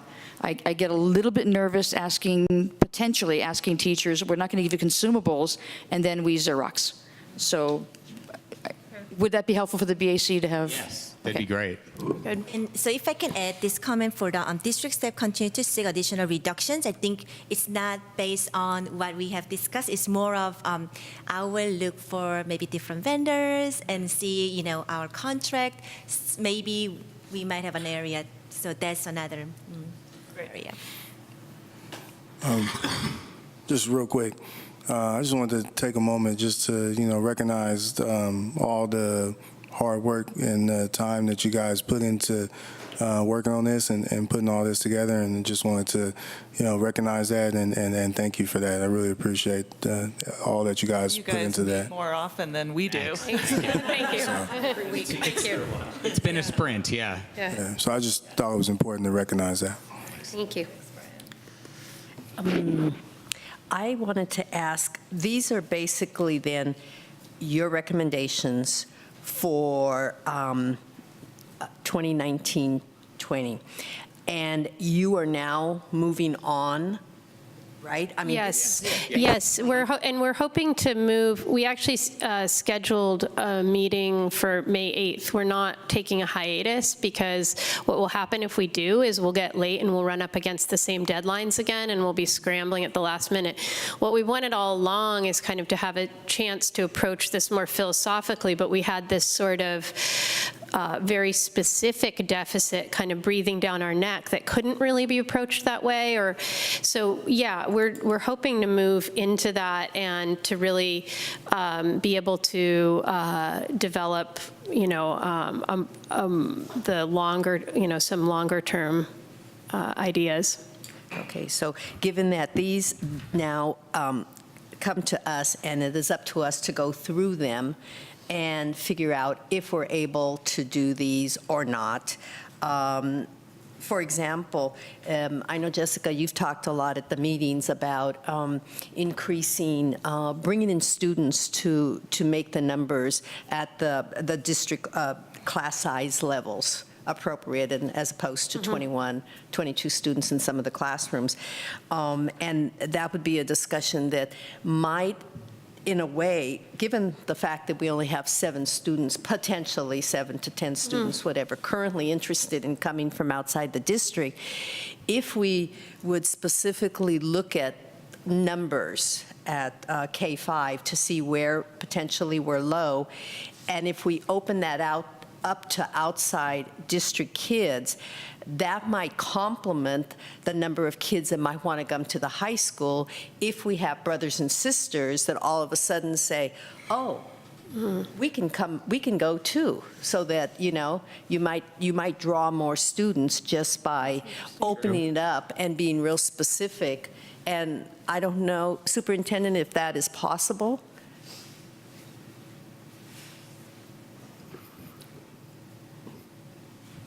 Can you ask me the question again? I want to make sure I heard it correctly. Okay, I want to know if staff is able to look at very specifically the numbers of students currently attending classes across kindergarten through 5th grade, or 4th grade, I guess it would be through 4th grade, to see what numbers we're low at. Yes. And if we could say, oh, there's 4 kids in 1st grade, 7 kids in 2nd grade, and put those advertise specific openings for interdistrict transfers, and then the rationale that goes with that. Okay, thank you for because you actually asked two questions, so I want to make sure I heard those correctly. So the first question is, can we get you numbers right now of where we're low? The answer is yes. We could actually, pretty much week by week, give those numbers. The numbers are going to move, okay? So when I look at, when staff looks at how many interdistrict transfers can we take in at elementary? I'm going to give you an example of this year. I knew that we had some spaces that were open. We then needed to determine how many spaces we could fill that would, one, not go over class size limits should someone move into Albany. So let's say there were 10 spaces open in third grade. I wouldn't fill all 10 with interdistrict transfers. I would work with the staff to find out what are our trends of having people move into Albany mid-year. I might fill 7 of those 10. So that's what I did this year. There were some that we took in as interdistrict transfers for elementary at certain grade levels, but we left some space open. And sometimes they get filled, sometimes they don't. Do you have data that shows trends, that whether they really tend not to be filled? Or I understand it's not. Yeah, you know, I would say that Carrie Neerheim's done a really good job creating a system where they pretty much can track things almost daily at this point. It fluctuates so much. It just sort of depends. And the fact that we have temporary housing might skew it a little bit. It might be an anomalous year. I would say more than likely we want to look right around that sort of July time, because people do tend to move in or they enroll a bit later. That's actually more the time when I start saying, okay, let's let interdistrict transfers in, right around August. I asked the enrollment coordinator recently about historic trends, which I think was part of your question. And she said that there just isn't much data. She wants to collect this data, but the way that we enrolled previously and the fact that it was, I think, mostly a paper enrollment system, it did not allow us to capture what the summer looks like, right? You know, like you want to see it, is there a big bump of people moving in, you know, at the beginning of August that we need to prepare for? And I don't think that we can do that yet. Yes, but it is now electronic between Kristen and Carrie. They created an electronic tracking system. I have 2 questions for the BAC. One of them, Stephen, you mentioned, I think you very briefly mentioned grants. It's part of the fundraising ideas for future. And I wonder if your committee would be interested in being the house for a subcommittee of people specifically looking for grants and volunteer grant writers that we could, you know, I heard about a grant, not a biggie, but somebody's trying to give money to West Contra Costa and Alameda, and we really don't have a mechanism within our district to take advantage of that right now. And so I would really love to find a home for a grant writing group. Yeah, no, I think we could take that on. I hadn't really, you know, when I was thinking fundraising, I was thinking more, you know, more along the lines of what like school care does and what the PTAs do. But grant writing actually it's a great idea, especially if there are organizations that are looking for ways to give money. We should make that easy for them. Yes, we should make that very easy for them. Yeah, I think that would be great, especially if we can call on, you know, specific support, like people that aren't necessarily able to be on the BAC, like to step up for that, but that might have grant writing expertise that could come in and maybe help us. Great, okay, Yeah, so, thanks. yeah. I'll coordinate more with you guys. And then one of your items was increasing ADA, and I really like that idea because that will increase learning. That's good for kids to be at their desk at school. And I wonder if we could work with site administrators and such to see where they think we could get the greatest gains in ADA and try to, Providing breakfast. we ought to be able to get some sort of a program going to increase attendance. I think that's a great idea. Yeah, I think- does, oh, sorry. No, I was going to say, I think a hot breakfast in the morning would boost attendance. I think one of the main reasons, or one thing that would be really helpful for parents, and as a teacher, I didn't know this for the longest time, was exactly how much money is lost by each, by the district for every time that child is not absent. And it might, if it's $40, but then you look at all the students in the school, and again, if that's happening even 2-3 times a year, then it's a lot of money. So just to things happen, we get that as teachers and as a district, but to just know what's happening when that does occur, and what the financial ramifications of that are. Yeah. And whether we could have sort of a campaign, I don't mean spending a lot of time, but putting it out there so the parents understand what happens and, so they know the money we're losing. The other piece, I think, though, is the response, because I think sometimes it's always framed about learning. And when you're a family with high-performing kids and the trip you're about to take is very educational, it's easy to dismiss that argument. And it's actually, teachers are very accommodating of those kids missing. Because, the kid's saying, oh, I'm going to go, on this Shakespeare tour or whatever. And so they accommodate. They make a way to make up the missed exam. But if they didn't, it might be a different story of how willing the family was to take the trip. It's a little bit harsh, but it's true that it's accommodating, because it's sort of, we operate under this idea that like, but it's okay, this kid. But actually looking at LCAP data, I think this came up in the LCAP, a lot of there's a big group among special needs kids. Those are probably absences that can't be avoided. But then the other kids taking it, I think it looks like a lot of those absences are about travel. Another thing I just personally would be interested in maybe a survey about is whether we had 1-2 week spring break, if fewer people would that want to travel to Europe outside of the high-priced summer would find a way to do it without adding days. I don't know if they would, but that's another thing of whether the calendar could be made more conducive to. It would make parents' lives slightly easier. I wouldn't have an argument with that. Like February, then April, what? Really? Anyways. Okay. Just saying. I'm Go ahead. not going to touch that one, but the class size, so you have several items in here that are basically about the administration working with the principals to try to increase class sizes strategically, either with new kids or existing kids. What is the role of the board in providing some guidance in that? What do you need? Is this something I don't know who I'm looking at here, but sorry. Is this something you are just moving forward with implementing? Is this something the board should be discussing and providing some guidance on? I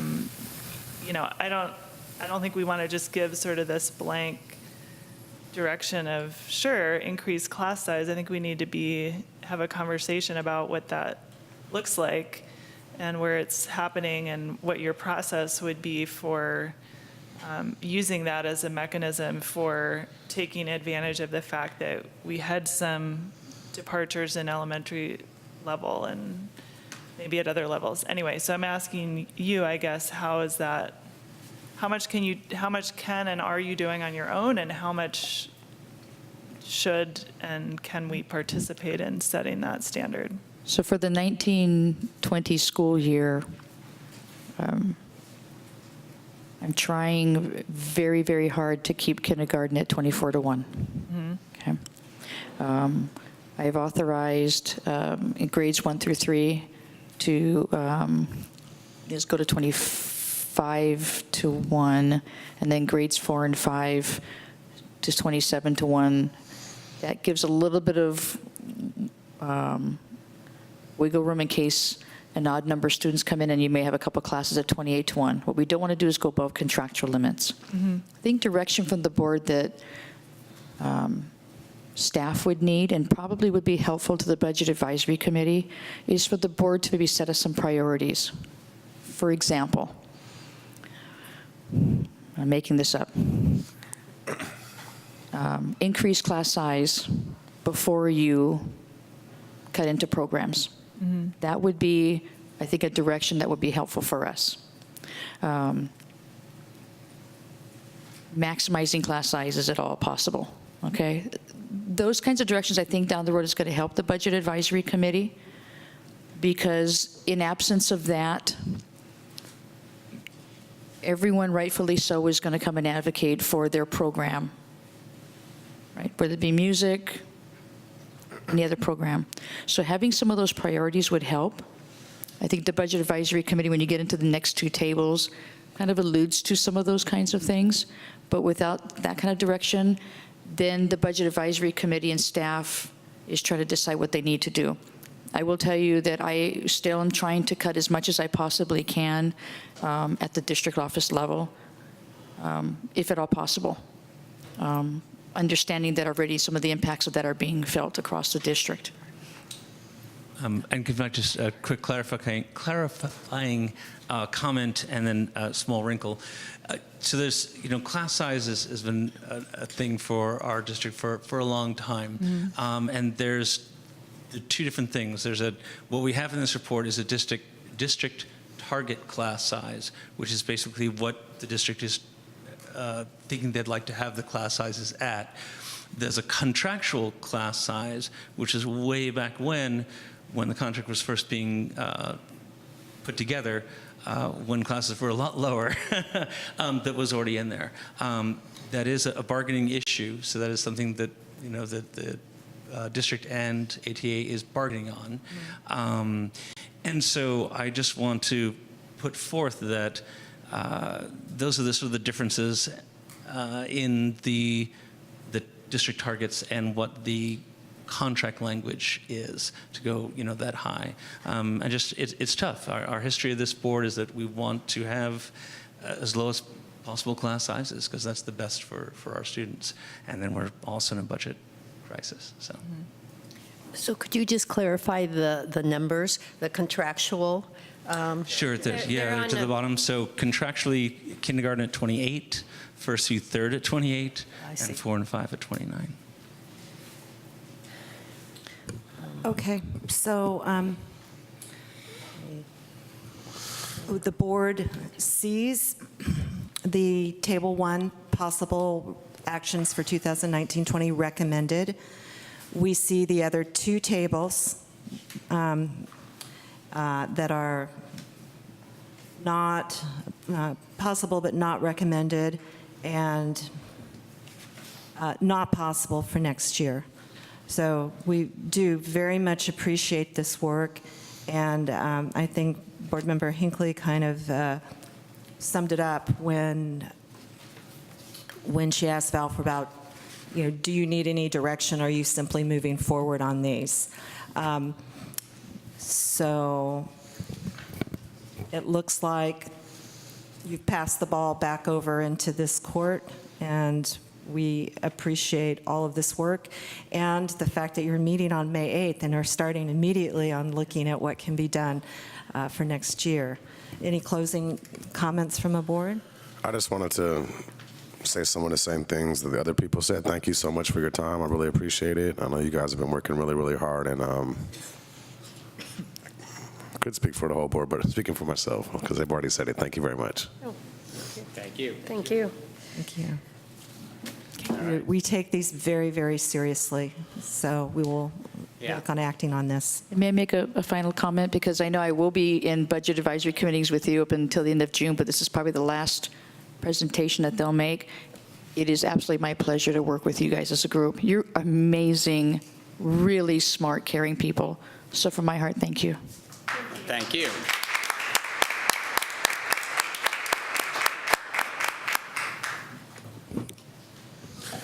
Yeah, we're just about at the ending time. I was wondering how the board feels about pulling the budget reserve policy item and just moving ahead to the student services staff report. I was wondering if we were going to address these in any way.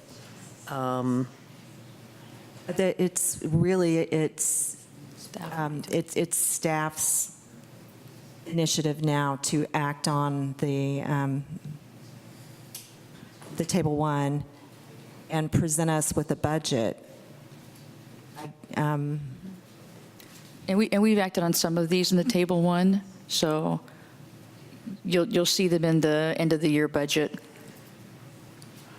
And I can add information in that backup as to some of these things that have been changed, updated to. Well, because I'm specifically thinking about, once again, a targeted class size, and if we are low, are you planning to develop a plan, once again, that will advertise to outside the school district? And if you wait till August, that's late in the game. Do you have plans already for this area in particular? So you're talking for elementary class size? I can come up with a plan, but I would like to speak with the elementary principals first. Sure. But I can come up with a plan. I truly do not recommend at this point that we raise the class sizes higher than what I've already publicly mentioned as targets, only because this is a transition year. But yes, if there are spaces we can add interdistrict transfers in, we will. And you advertise them? I mean, the message goes out there? We haven't advertised in the past. We've had interdistrict transfer requests, sometimes more than what we can fill. So, but I can ask Carrie to take a look at if there's a need to advertise. The reason I'm pursuing this is because we somehow thought we were going to get 30 students at the high school like this. And we have 7 to 10, maybe at this moment. And this would be a piece that could maybe entice or interest more families outside the district if, siblings could come. So it seems to me that we need to be more aggressive if, in fact, that is what we want to do. And that's certainly a place where you get some money. We could use the same process and say we have a limited number of spaces in, I could probably say maybe elementary grades, because again, it may fluctuate. But yeah, we could use the same process. And my question then is, will you, and when will that happen? I'm sorry? When would that happen? Okay, I really need to go back and talk to the elementary principals and care. It'll happen this year. It won't happen, it'll probably, I'm hoping it'll happen even before the end of the school year. Okay. That doesn't give us much time, but I think we could pull it off. And then the other issue that I wanted to ask was about increasing ADA. That seems kind of like sort of an easy one within our control, and $300,000 sounds great too. And I'm wondering if you and the staff are going to come up with a plan that specifically details how to convince parents or whatever. I mean, there's obviously different situations parents have, but in terms of how are we going to put it out there that this is really an important area? Well,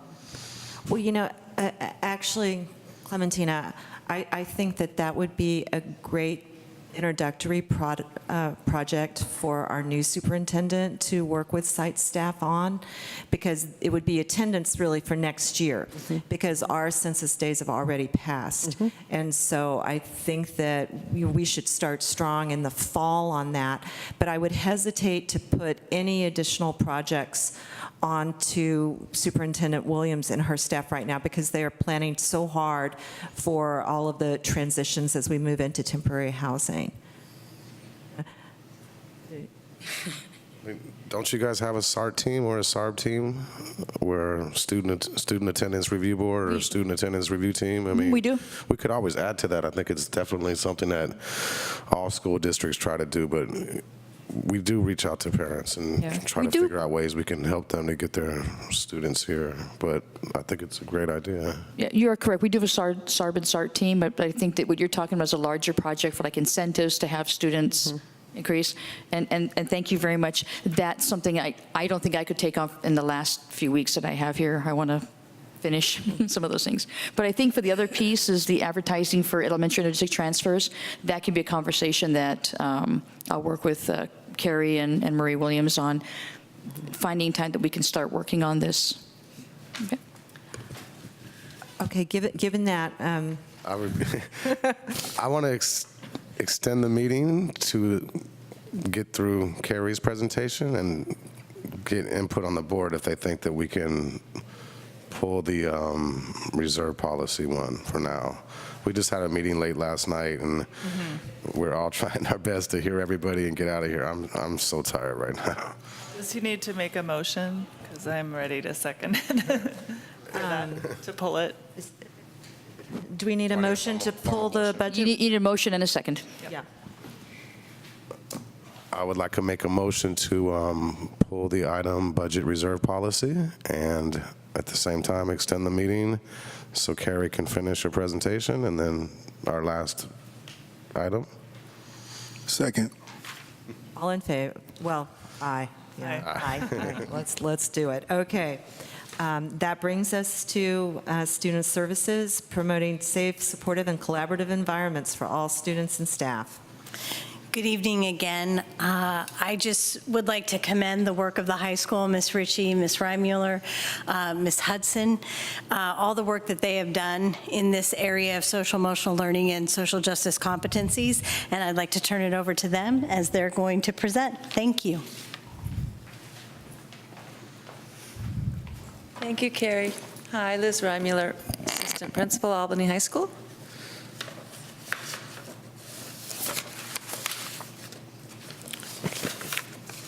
Do you guys have copies of this? If you don't, I'd like to pass that to you.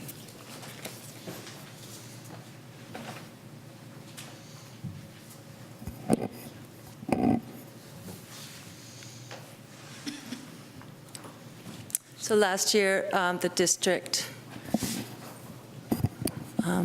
developed a social, emotional learning and social justice competencies. They're for the entire district, and this is the work that we've been doing with them at the high school.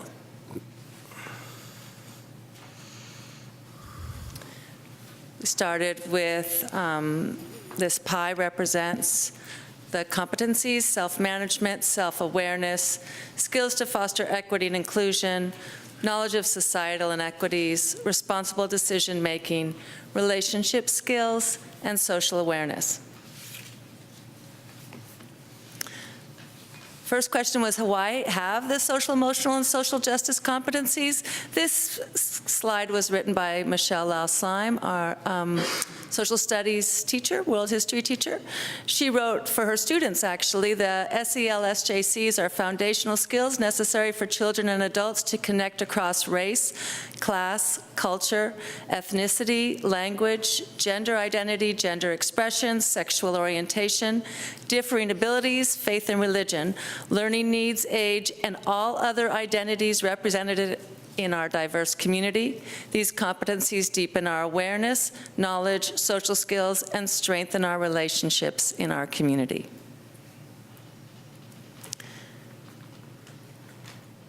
The district leadership team created the document that you have in front of you in the summer of 2017, and they were inspired by similar documents from neighboring districts such as Oakland Unified.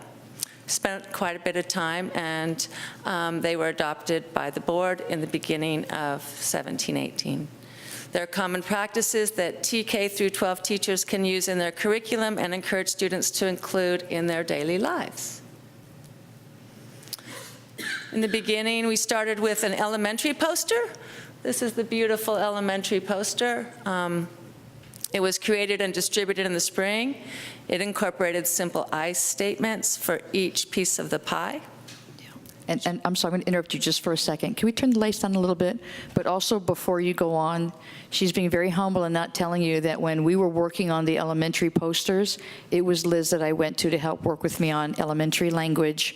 And so what you're actually seeing, she had a really big hand in. So there's simple statements like, I know myself, I I include others. I know what is fair. I care about others. And those have been posted at the elementary schools for the last 2 years. We introduced the document to the staff at the high school in the first staff meeting of 2017-18. We also shared it with stakeholder groups, site council, PTA. Principal Ritchie has been including excerpts from them in her weekly newsletters and in the bulletin, usually targeting specific things that might be appropriate for the time of year, or maybe an assembly that we had when we had the Holocaust survivor assembly, for example. She picked some pieces out. And then we also began in 17-18 for a secondary poster project. We began to implement in 18-19, and in order to create a more welcoming culture. We decided at that time to make 7 different posters, one for each piece of the pie. We felt that high school students needed more information from the competencies. And so we involved the students. Mary Flo Hudson and Ms. Ritchie and I worked with 9 different student groups to craft the language, take the language that's in the document that you have and make it more student-centered. For example, we took this language on self-awareness that's inside the document, and we asked the students to interpret it, and then they came up with the self-awareness, and they wrote, "We are aware of our words and actions, we share the space, we learn from mistakes, we believe we can grow and improve." So each one of the posters that we created, and here I brought an actual one to show you, they're this size. Each one, for each piece of the pie, has interpretive language from the student groups, taking what was in the district language, or the adults' language, and then a different one for each piece of the pie. Self-management, social awareness. I particularly like some of these, like we respect others' identities. We flow between diverse groups. I love that one. We flow between diverse groups. We value consent is an important one on relationship skills. Understanding inequities. We recognize our privilege and use it to right societal wrongs. Fostering equity. We specifically chose we statements, and we did make them in the positive, that we are doing these things. But we also understand that we still have a lot to learn about them. We're constantly learning them. We're constantly incorporating them. We don't mean to imply that we've got it all together. We mean to imply that these are our goals. And responsible decision-making. Another good one there is we resist harmful social pressures. So now the posters are hanging up in the school. We have different activities like the Hello Week and the Challenge Days. We incorporated them into our WASC goals and our SIPSA goals.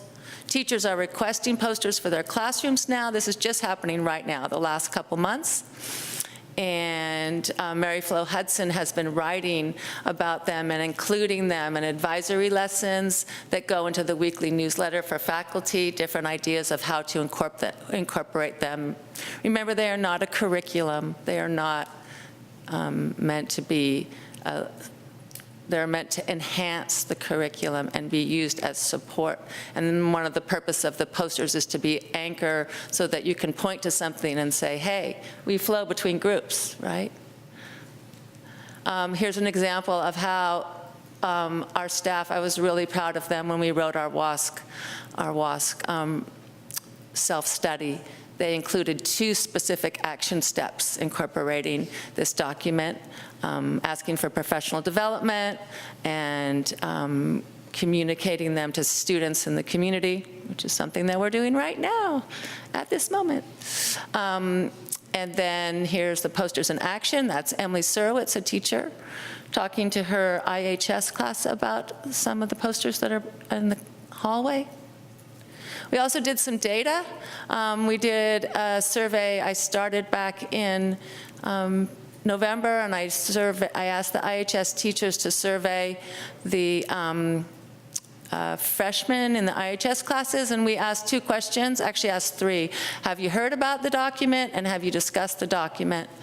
We did see growth from December to April, up from less than 5% of the students had heard about it. It's back in December to now over 25%, or about 25%, and the same kind of numbers of whether or not they have discussed it in their classes.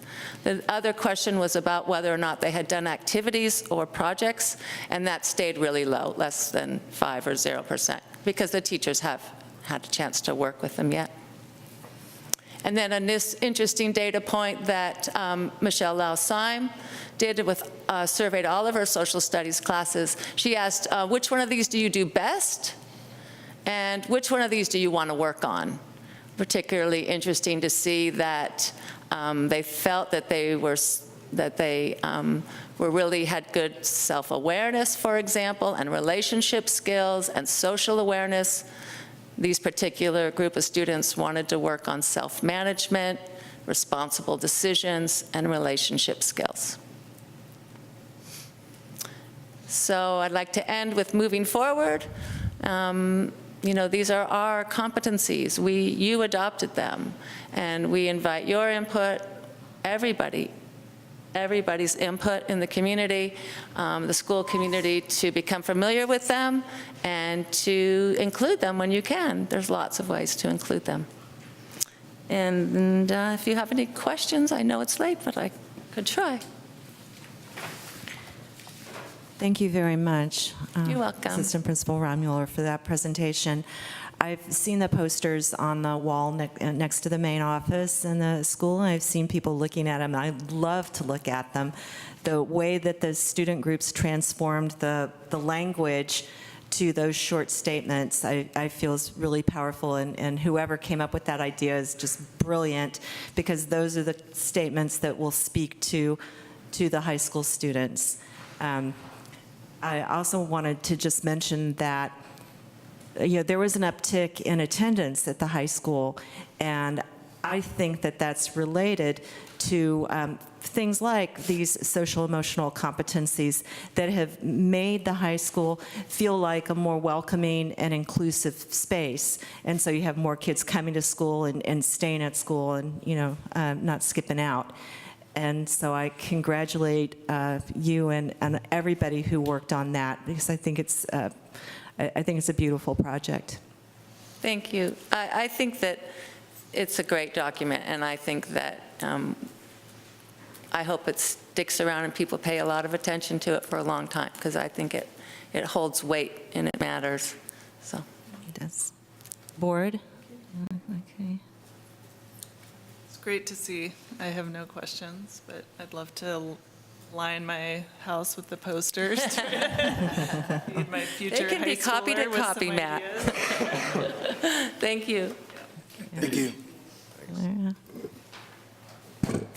Okay.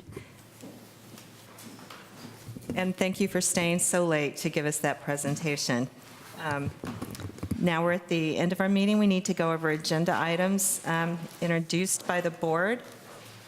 Thank you. We have the district reserve policy that we're going to move. I believe we can actually agendize that for the next board meeting.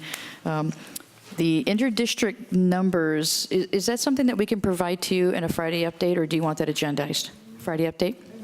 Okay. Getting them frequently would be helpful, so a Friday update's Friday update would be great. Okay, and then, so I would say rather than this Friday, give us maybe one more week to just, yeah, okay. And then in December 2019, to agendize breakfast program evaluation. Those are the 3 that I had so far. I also wanted to ask you, you gave an update on bills in the assembly, and I think later start times was one of those that has moved forward again. And also I believe that there was a presentation at the high school by a group of students about later start times. And also I think that the Wellness Committee has still been working on that. Are we going to see a later start times item come back to the board before the end of the year? I actually would like to see that come as well. I know you all are really tired, I'm sorry. It's just for the board to know that the next two meetings, yes, the next two meetings that we have are going to be long because you have the work study session for the secondary school plans and elementary single school plans. And then you have a full board meeting after that. And then June is pretty much getting full as well. Dr. Nerheim, did you want to say something? I'm very excited to report that we did do the parent survey for 8th grade through 11th grade parents on the later start times. We had 519 responses, and approximately 74% of those respondents would like to have later start times. Our next Wellness Committee meeting is May 22nd, where we were going to go through the data and bring it to the board. So that is my intention. So we, Meeting then. we could, I know we have a little bit of time, a space, I can put it on the last June meeting. Would you like that as a review and discussion item? I've been on that. I'd be happy for my last board meeting to talk about later start times. Okay, I will add that in the June meeting as a review and discussion. Or would you like it as a review and action, and so that if you wanted to take action, you could? Yeah, let's do that. Let's do that. So Superintendent Williams, I will not be at that board meeting, but I will have all the information prepared. Thank you, I will need that information. Okay. With that, we are adjourned.